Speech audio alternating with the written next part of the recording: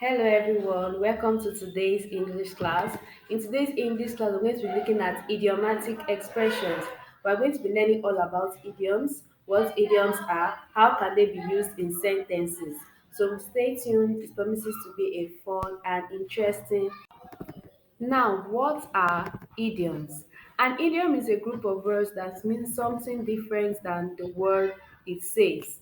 Idiom is a group of words that means something different than the word it says.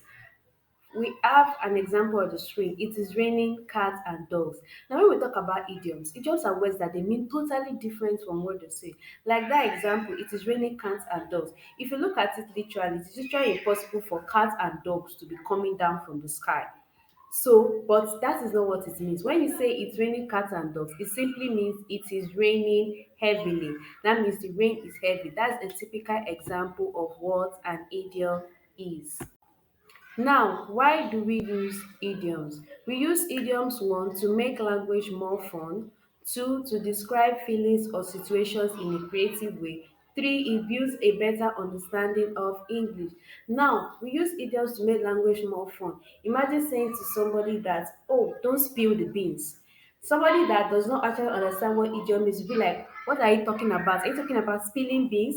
But the person that actually understands it will know exactly that you are trying to say, don't spill the secret. So that's what idiom does. Idioms try to make language much more fun, especially when you have an idea of what they mean. Two, they describe feelings or situation in a creative way. So using idiom makes language very, very creative. It shows how unique you understand your language very well. And three, it builds a better understanding of English. Using idioms help one to understand English more and understand various phrases, words in general. Next, what are examples of some common idioms we have? There are various common idioms we use in our everyday, and I have a list of some of them, and you can see them on your screen. Number one, break the ice. We use that often enough. It means to start a conversation. Spill the beans, like I said earlier, to reveal a secret. Piece of cake. I know many of you use that. Oh, that assignment was a piece of cake. Oh, that game was a piece of cake. So, piece of cake simply means something easy. So, if you don't know that now, you've learned something new. Piece of cake. So, whenever I hear somebody say, oh, that was a piece of cake, know that the person means it was easy. We have under the weather. I know many of us use that when we are trying to escape school. Oh, I'm not feeling so good. I'm feeling under the weather, stuff like that. So it means feeling sick. It means what? Feeling. We have another one here. Hit the sack. Hit the sack. It means to go to bed or to go to sleep. Oh, I'm so tired. I would like to hit the sack.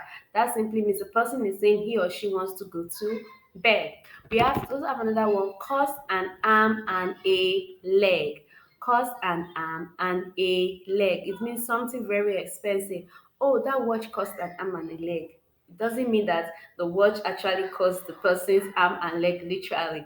It simply means that it is what? Very expensive. We have cold feet.